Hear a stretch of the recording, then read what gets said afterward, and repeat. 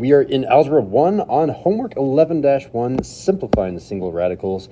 On number 1, this is a little bit tricky, but I know that this number is divisible by 3, and here's how I know that. The divisibility by 3 trick works like this. You add the digits 1 plus 4 plus 7, and 1 plus 4 is 5, and 5 plus 7 is 12, and then you do it again for 12. 1 and 2, 1 plus 2 is 3. Is 3 divisible by 3? Yes, therefore 147 is also divisible by 3. And I can use a calculator or just mental math and say 3 times 49. Technically, those are both under square roots. And then I keep going. 3 is a prime number, so I circle it. And then the square root of 49 is the square root of 7 and the square root of 7. Oh, that should be a square root of 7 though, shouldn't it? Square root of 7. I circle my prime numbers, and then I start making pairs out of everything. So one of the pairs I see, I have a pair of 7s right there. That is the square root of 49. And the square root of 49 is 7. And you could have stopped right here if you saw, oh, you're like, oh, I know this perfect square. The square root of 49 is 7. You don't have to go all the way through the factor tree once you hit a perfect square. But let's say you didn't know that and you got all the way to the bottom. Find your pair, make sure you know it's square root of 49, which since it is a pair, this has to be square rootable, and it's just 7.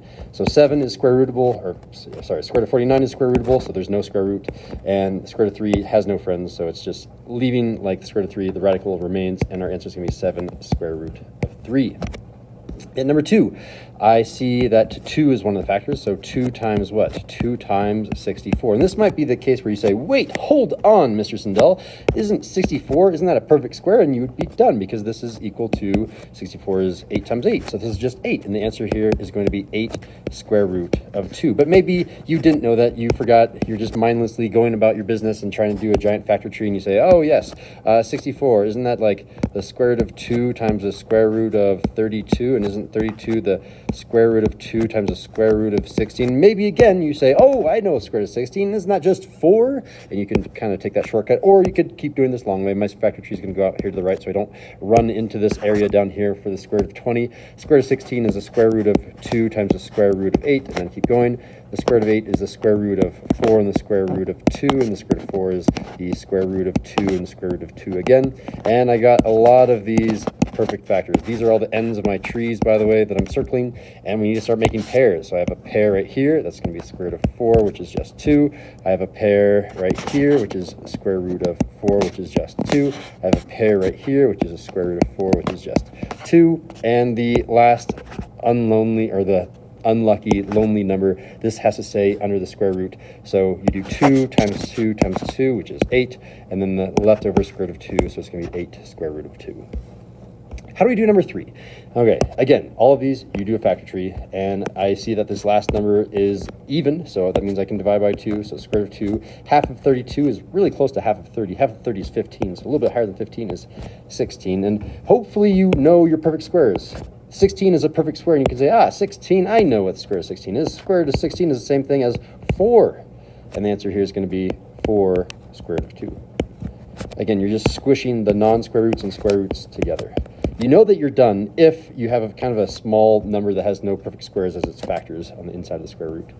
What about for number 4, the square root of 20? Again, let's make a factor tree for the square root of 20. I say, okay, square root of 2 and the square root of 10. None of those are perfect factors, but that is a prime number, so keep going with square root of 10. That's square root of 2 and square root of 5. Both of those are prime numbers. We can't go any farther. And again, I'm going to make groups. I have a group of 2, which is square root of 4, and square root of 5 has no friends, so square root of 4 is 2, and the answer is going to be 2, and then the no friends square root of 5, 2 root 5. What about number 27? So I can't divide it by 2, but I think I can divide it by 3. Let's check. 2 plus 7 is 9, and 9 is divisible by 3, therefore 27 is divisible by 3. You can say, okay, this is going to be the square root of 3 times the square root of 9. And from here you'll remember, oh yes, the square root of 9, that's exactly equal to just 3. I know my perfect squares. And then the answer here is going to be 3 square root of 3. Typically speaking, in all of these problems, you write the non-radical number and then the radical number. So the non-square root and then the square root followed after that. What about number 6, the square root of 192? So I'm going to factor this, and I see square root of 2 comes out of there, and then I can do, what is that going to be, 96, I think? And 96 can go further. That's going to be the square root of 2, and that's going to be 48. And the square root of 48 Here I'm going to come off the side. It's going to be square root of 2 and the square root of 24. Square root of 24, I can go even further. That's going to be square root of 2 and the square root of 12. Square root of 12 is going to be the square root of 2 and the square root of 6. The square root of 6 is the square root of 2 and the square root of 3. And circle all of the ends of our branches are prime numbers. And then start making pairs. So I have a pair of 2's right here, which makes square root of 4, which is just 2. I have a pair of 2's right here, which is square root of 4, which is just 2. And I mean, the shortcut here is really, if you see a pair of square roots, then you just unsquare root it and just take one of the numbers. So the square root of 2 and square root of 2 just turns into 2. Square root of 2, square root of 2 turns into just a 2. Ooh, another square root of 2 and square root of 2, that's going to turn into just, these turn into just another 2. And then the unlucky number down here, the square root of 3 is going to be left over. So what do I have here? I have 2 times 2 times 2 times the square root of 3. Again, this 2 is there, so 2 is here, this 2 is here, this 2 is here, and the square root of 3 came from right here. 2 times 2 times 2 is 8, so our final answer here is going to be 8 square root of 3. Final answer in box it. Whoa. What about number 7?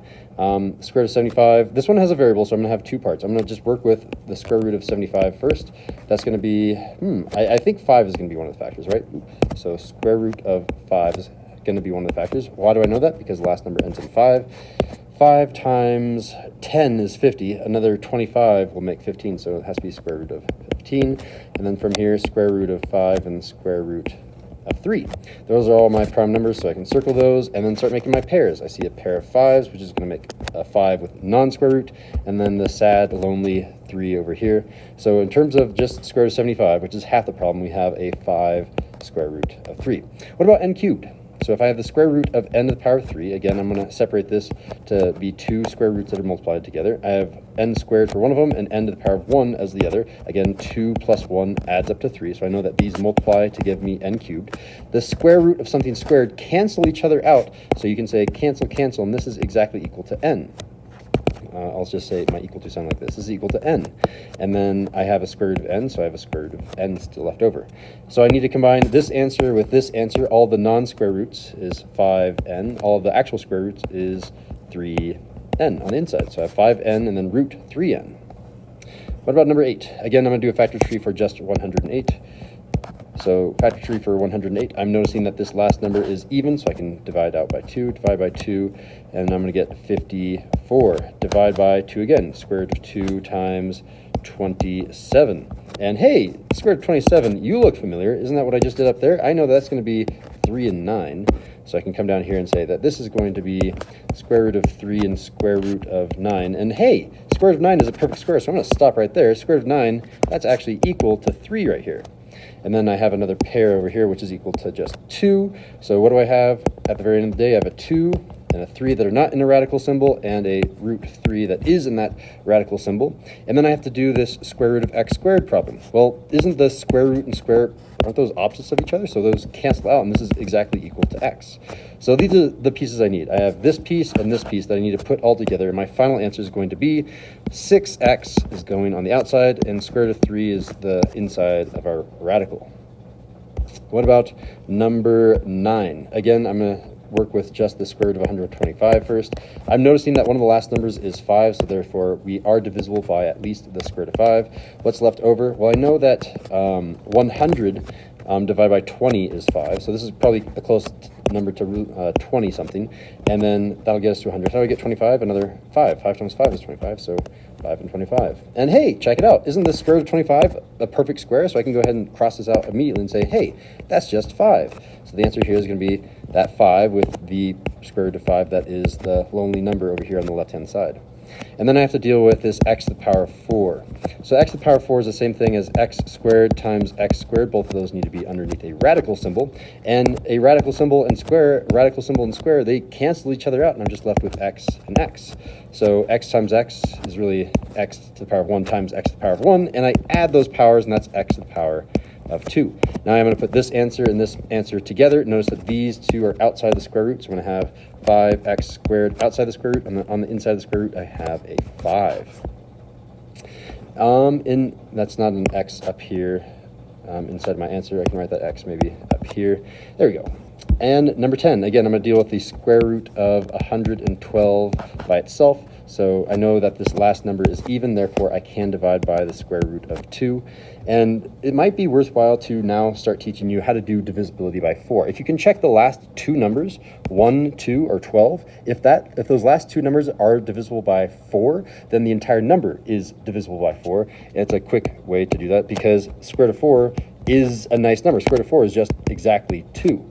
But then you have to figure out what your other number is, and it's a little bit hard, but you have to take half and then half again. Half of 112 is 56. Half of 56 is, what is that going to be, 23? So it's going to be 4 and 23. And I don't think 23 can go any further. I'm pretty sure 23 is a prime number. So, I mean, done with that one. You can say that this one is going to be 2 square root of 23. And then I have to deal with the x to the power of 3 that's in our radical symbol. This one is going to be the same thing as factor tree. One of them is going to be x squared. The other one is going to be x to the power of 1. Again, x squared and the square root cancel each other out, leaving you with just x. So our answer here is going to be x square root of x. Square root of x.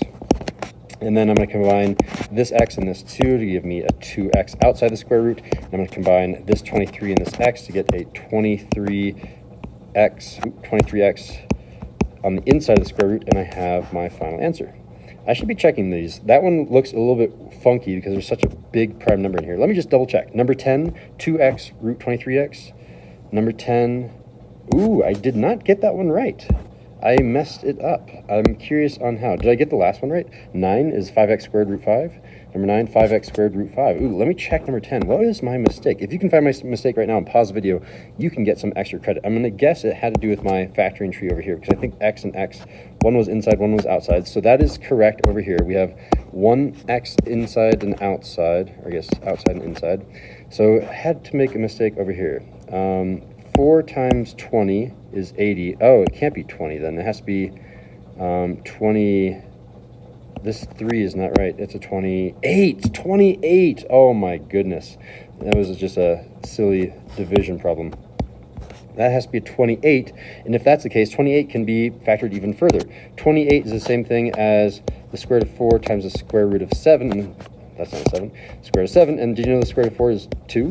So really outside, here, let me go ahead and change this number, which is going to change this number. Really on the outside, I had a 2 times root 7, or a 4 times the root 7. So that means this number here is going to be a 4x, and then on the inside, I'm going to have a 7x. So 4x on the outside, 7x on the inside, 4x on the outside, 7x on the inside. Yay, okay. That one seems a bit better. Usually I don't make numbers as high as 23, so my gut intuition was like, something is wrong. All right, number 11. The square root of 245. 245. Let's see. Square rooting you, I'm going to see, okay, one of the factors has to be 5 because we end in a 5. So that means the other number is really, really close to 50, so it's going to be 49. I can just double check that. 9 times 5 is 45. And then 5 times 4 is 20, so 20, 45. Yeah, that works out correctly. And then, hey, did you know that the square root of 49 is exactly equal to 7? Well, I did, so this is actually 7 square root of 5. And then the p is kind of left over. There's no way to escape. The p is always going to be the square root of p, and it's always going to be under the square root. So 5 and p are always under the square root, and the answer is going to be 7 square root of 5p. And number 12, dealing with the square root of 45 first. Square root of 45, I know that one of the factors is a square root of 9, and the other is a 5. And hey, did you know that the square root of 9 is exactly equal to 3? That means I have 3 root 5. And then what about the square root of x to the power of 4? That's the same thing as the square root of x squared and the square root of x squared, and the square and square root, I'll shoot that in a different color, the square and square root cancel each other out, leaving you with just x to the power of 1 and x to the power of 1. This is my equal to sign. And x to the power of 1 times x to the power of 1 is x to the power of 2 with no square root.